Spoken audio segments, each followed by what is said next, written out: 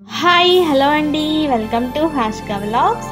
మా ఇంట్లో వరమహాలక్ష్మి వ్రతాన్ని ఎలా చేసుకున్నామో ఈ వీడియోలో మీకు చూపిస్తానండి. మా ముందు తరం వాళ్ళు అంటే మా నాన్నమ్మ గారు, మా అమ్మమ్మ గారు అప్పట్లో కలశం పెట్టుకునే చేసుకునేవారంటండి. ఇప్పటికీ కూడా మేము ఇలానే చేసుకుంటాము. ఇప్పుడొచ్చిన యూట్యూబ్ పద్ధతిలో అయితే ఎప్పుడు వ్రతాన్ని చేసుకోలేదండి. శ్రావణ మాసం శుక్లపక్షంలో పౌర్ణమికి ముందు వచ్చే శుక్రవారాన్ని వరలక్ష్మి వ్రతంగా జరుపుకోవాలండి. పూజ ప్రారంభించడానికి ముందే అన్నీ సిద్ధం చేసుకోవాలండి. ఇక్కడ మీకు కలశం ఎలా పెట్టుకోవాలో చూపిస్తాను. ఒక ఇత్తడి ప్లేట్‌లో బియ్యాన్ని తీసుకోవాలండి. 2 తమలపాకులు పెట్టుకోవాలి. ఒక ఇత్తడి చెంబుకి పసుపు రాసి కుంకుమ బొట్లు పెట్టుకోవాలండి. నిండుగా మంచినీళ్ళు పోసుకోవాలి. చిల్లర పైసలు వేసుకోవాలండి. పసుపు, కుంకుమ, అక్షింతలు వేసుకోవాలి. ఎర్రటి పుష్పాన్ని కూడా ఆ నీళ్ళల్లో వేయాలండి. ఒక కొబ్బరికాయకి జాకెట్ ముక్క ఇలా వీడియోలో చూపిస్తున్నట్లుగా పెట్టుకోవాలండి. జాకెట్ ముక్క వచ్చేసి ఎరుపు కానీ, పచ్చ రంగు కానీ, గులాబీ రంగు కానీ, ముదురు రంగులో ఉండే జాకెట్ ముక్కను తీసుకోండి. ఈ జాకెట్ ముక్క ఇలా పెట్టుకున్న తర్వాత గంధం రాసి కుంకుమ బొట్లు పెట్టుకోవాలండి. చూసారు కదా, ఇలా అన్నమాట. ఈ జాకెట్ ముక్క, ఈ కలశాన్నే మనం అమ్మవారిగా భావించాలండి. అమ్మవారికి పుష్పాన్ని కూడా అలంకరించాలండి. ఇలా అలంకరించుకున్న తర్వాత మన ఇంట్లో ఉన్న బంగారంతో అమ్మవారిని అలంకరిద్దాము. ఎందుకు వరమహాలక్ష్మి వ్రతం చేసుకుంటారో ఈ వీడియోలో తెలుసుకుందామండి. అష్టలక్ష్ముల్లో వరలక్ష్మీదేవికి ఒక ప్రత్యేకత ఉంటుందండి. మిగిలిన లక్ష్మీ పూజల కంటే వరలక్ష్మి పూజ చాలా శ్రేష్టమైనదండి. శ్రీహరికి ఇష్టమైన సర్వమంగళ సంప్రాప్తి కోసం, సకల అభిష్టాల కోసం నిత్య సుమంగళిగా తాము వర్ధిల్లాలని పుణ్యస్త్రీలు ఈ వ్రతం చేస్తారండి. దక్షిణ భారతదేశంలో ఈ వరలక్ష్మి వ్రతాన్ని వివిధ సంప్రదాయాల్లో ఆచరిస్తారు. ఎవరు ఏ పద్ధతులు పాటించినా ఆ లక్ష్మీదేవిని కొలిచే తీరు మాత్రం అందరికీ ఒకటే కదండి. సకల శుభంకరమైన మంగళదాయకమైన వరలక్ష్మీదేవి పూజ జగదానందకరమైనదని భక్తులందరూ నమ్ముతారండి. కాబట్టి వరమహాలక్ష్మి వ్రతాన్ని అందరూ కూడా చేసుకుంటారండి. ఏ పూజ అయినా సరే పసుపు వినాయకుల వారిని పెట్టుకోవాలి కదండి. పసుపుతో వినాయకుల వారిని చేసి గంధం పూసి బొట్టు పెట్టుకోవాలండి. పుష్పము సమర్పించాలి. తర్వాత దూది వస్త్రము సమర్పించాలండి. దూది వస్త్రం అంటే ఆ వినాయకుల వారికి ఎంతో ప్రీతికరమైనదండి. నైవేద్యంగా బెల్లం ముక్క పెట్టాలండి. ప్రతిరోజు కూడా నిత్య దీపారాధన చేసుకుంటూ ఉంటాం కదండి. మనం ఫస్ట్ అయితే నిత్య దీపారాధన చేసేసుకుని తర్వాత వరమహాలక్ష్మి వ్రతం చేసుకోవాలి. చూసారు కదండి, ఇక్కడ నేనైతే ముందుగా మండపంలో నిత్య దీపారాధన చేసేసాను. పూజ దగ్గర కూడా అన్నీ సిద్ధం చేసుకున్నానండి. అన్నీ సిద్ధం చేసుకున్న తర్వాత చేయవలసిన ముఖ్యమైన పని ఏంటి అంటే ఆవు పాలతో మొత్తం శుద్ధి చేసుకోవాలండి. మన మీద, మనం చేసిన నైవేద్యాల మీద, పూజా సామాగ్రి మీద మొత్తం ఇల్లంతా కూడా ఆవు పాలతో శుద్ధి చేయాలండి. ఇంకా పూజ ప్రారంభిద్దాము.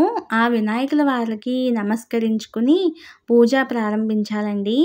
పూజలో ఇన్ని దీపాలు పెట్టుకోవాలి, అన్ని దీపాలు పెట్టుకోవాలి అని ఏం లేదండి. ఎవరి స్తోమతకి తగ్గట్టుగా వాళ్ళు పెట్టుకోవచ్చు.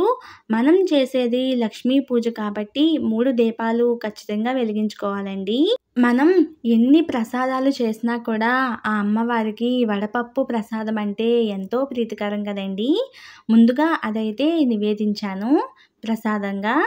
మహామాయ రూపిణి, శ్రీపీఠ వాసిని, దేవతలు నిరంతరం సేవించే లోకమాత, శంఖ చక్ర గదల్ని ధరించిన మహాలక్ష్మీదేవి, అష్ట ఐశ్వర్య ప్రదాయిని, అష్ట సంపదల్ని అందించే జగన్మంగళదాయిని, అష్ట ఐశ్వర్యాల్ని కలుగచేసే అష్టలక్ష్మి రూపాన్నే వరలక్ష్మీదేవిగా మనం ఆరాధిస్తామండి. భక్తితో పూజించిన వారికి, కొలిచిన వారికి కొంగు బంగారమై వరాలనిచ్చే మహాలక్ష్మి వరలక్ష్మి అమ్మవారండి. చూసారు కదండి, మనం పూజ చేస్తున్నంతసేపు, కథ చదువుతున్నంతసేపు కూడా అక్షింతలతో, పసుపు కుంకాలతో, పుష్పాలతో అమ్మవారిని పూజిస్తూ ఉండాలండి. తోరణాన్ని ఎలా సిద్ధం చేసుకోవాలో తెలుసుకుందామండి. తెల్లటి దారాన్ని 5 లేక 9 పోగులు తీసుకోవాలండి. 9 పోగులు తీసుకోండి, చాలా మంచిది. ఆ దారానికి పసుపు రాయాలండి. తరువాత పుష్పాలతో, మామిడాకులతో తోరణంగా కట్టుకోవాలండి. ఆ తోరణాన్ని పూజలో పెట్టుకోవాలి. తర్వాత పూజ ప్రారంభించాలండి. మంత్రాలు చదువుతున్నంతసేపు కూడా, కథ చదువుతున్నంతసేపు పుష్పాలతో, పసుపు కుంకాలతో తోరణానికి, అమ్మవారికి పూజ చేస్తూ ఉండాలి. భక్తితో వేడుకుంటే వరాలందించే తల్లి వరలక్ష్మీదేవండి. ఈ వ్రతాన్ని ఆచరించడానికి ఏ నిష్టలు, నియమాలు, మడులు అవసరం లేదండి. నిశ్చలమైన భక్తి, ఏకాగ్రత ఉంటే చాలు. వరలక్ష్మి వ్రతం ఎంతో మంగళకరమైందండి. ఈ వ్రతాన్ని చేయడం వల్ల లక్ష్మీదేవి కృపా కటాక్షాలు కలిగి ఐశ్వర్యం సిద్ధిస్తుందండి. సకల శుభాలు కలుగుతాయన్నమాట. స్త్రీలైతే దీర్ఘకాలం సుమంగలిగా ఉండేందుకు ఈ వ్రతాన్ని ఆచరిస్తారండి తప్పనిసరిగా. లక్ష్మీదేవి సంపదలు ఇచ్చే తల్లి. సంపదల కంటే కేవలం ధనం మాత్రమే కాదండి, ధాన్య సంపద, పశు సంపద, గుణ సంపద, జ్ఞాన సంపద మొదలైనవి ఎన్నో ఉంటాయన్నమాట. వర అంటే శ్రేష్టమైనది అని అర్థం కూడా వస్తుందండి. ఈ వ్రతం ఒక్కరూ చేసుకునేది కాదండి. ముత్తైదువుల్ని పిలిచి సంతోషంగా మనతో పాటు వారికి కూడా అమ్మవారి అనుగ్రహం కలగాలని కోరుకుంటూ చేసుకుంటారండి. చూశారు కదండి, అమ్మవారు దీపపు వెలుగుల్లో ఎంతో కలగా ఉన్నారు కదా. నాకైతే పూజ చేస్తున్నంతసేపు కూడా చాలా ప్రశాంతంగా ఉంటుందండి. వరలక్ష్మీదేవి కథ వింటున్నంతసేపు కూడా మన చేతిలో అక్షింతలు పెట్టుకోవాలండి. కథ ముగిసిన తర్వాత ఆ అక్షింతలను శిరస్సుపై వేసుకోవాలి. ఆ తరువాత ముత్తైదువులకు తాంబూలాలు ఇవ్వాలండి. అందరికీ తీర్థ ప్రసాదాలు ఇచ్చి పూజ చేసిన వారు కూడా వాటిని తీసుకోవాలి. పూజలో పెట్టిన ప్రసాదాలు మనమే తినాలండి.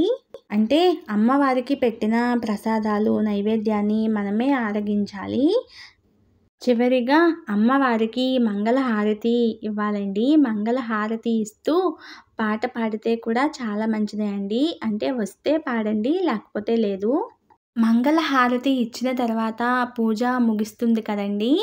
మన ఇంటికి వచ్చిన ముత్తైదువులందరికీ కూడా కాళ్ళకి పసుపు రాసి తాంబూలం ఇవ్వాలండి. కాళ్ళకి పసుపు రాయడం వల్ల మన ఇంటికి వచ్చిన ముత్తైదువుల్ని అమ్మవారిగా భావించినట్లు అర్థమండి. తాంబూలం ఇచ్చేటప్పుడు ఎంతమందికి ఇవ్వాలి అన్న డౌట్ కూడా ఉంటుంది కదండి. మన ఇష్టమండి. 3కి ఇవ్వచ్చు, 9 మందికి ఇవ్వచ్చు, 5గురికి కూడా ఇవ్వచ్చండి. పూజ చేసుకున్న తర్వాత మనం సుమంగలిగా ఉండడానికి చేసే వ్రతమైన, ఐశ్వర్యం కోసం చేసే వ్రతమైన భర్త కాళ్ళకి దండం పెట్టుకోవడం చాలా మంచిదండి. తర్వాత మన ఇంటికి వచ్చిన వాళ్ళందరికీ కూడా కాళ్ళకి పసుపు రాసి అప్పుడు తాంబూలం ఇవ్వాలండి. నేనైతే మొదటి తాంబూలం మా అత్తయ్య గారికి ఇచ్చాను. మా అత్తయ్య గారికి కాళ్ళకి పసుపు రాసి అప్పుడు తాంబూలం ఇచ్చానండి. చూశారు కదా, తాంబూలంలో చేసిన ప్రసాదాలన్నీ కూడా వేసి తాంబూలం ఇచ్చానండి. తాంబూలం ఇచ్చేటప్పుడు ఇస్తునమ్మ వాయనం అని అనాలండి. వాళ్ళేమో పుచ్చుకుంటేనమ్మ వాయనం అని అంటారనమాట. వీడియో నచ్చితే లైక్ చేయండి. ఇలాంటి మరెన్నో వీడియోస్ కోసం హాష్కా వ్లాగ్స్ ఛానల్ని సబ్స్క్రైబ్ చేయడం మాత్రం మర్చిపోకండి. ఈ వీడియోని మీ ఫ్రెండ్స్తో, రిలేటివ్స్తో షేర్ చేయండి. ఓకే అండి, నెక్స్ట్ వీడియోలో కలుద్దాం. బాయ్.